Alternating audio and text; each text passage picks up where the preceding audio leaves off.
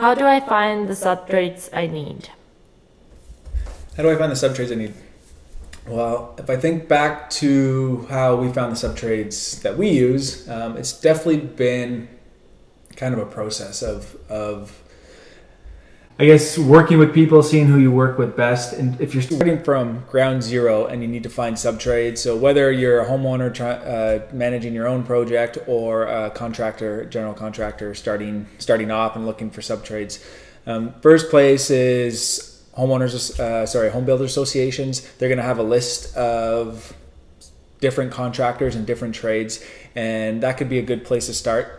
I wouldn't say that all good contractors are on there, because there's all sorts of good contractors that might not be a part of the Home Builders Association, but it is a place to start. Obviously, if you know anybody who's already in the business, asking for recommendations, especially if guys have been in the business a long time, they'll know they've probably worked with a ton of different contractors or subs, and they know who does good work or who's good at what and so forth. So that word of mouth is very important in this industry.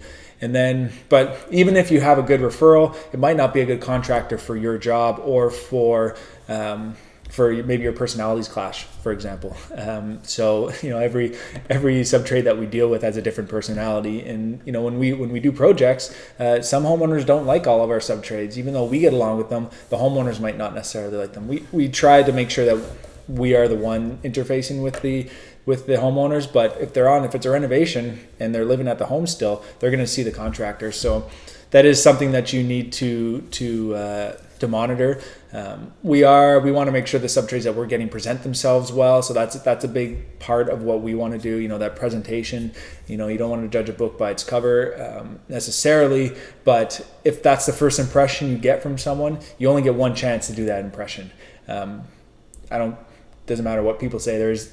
No matter what, there's going to be a first impression that we get when we first look at someone, and if that throws off the homeowner, that's gonna kind of set the baseline for their expectations potentially. So, start at home builder associations. Look for word of mouth. Talk to people who have maybe hired contractors for their own homes. Get some reviews. There's all sorts of review sites out there, depending on the contractor that you're looking for.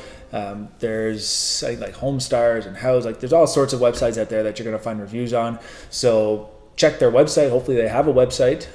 Usually the better contractors have websites. Actually I shouldn't say that, because there's a lot of old school guys that do amazing work and just don't do the website thing. So actually I shouldn't say that at all.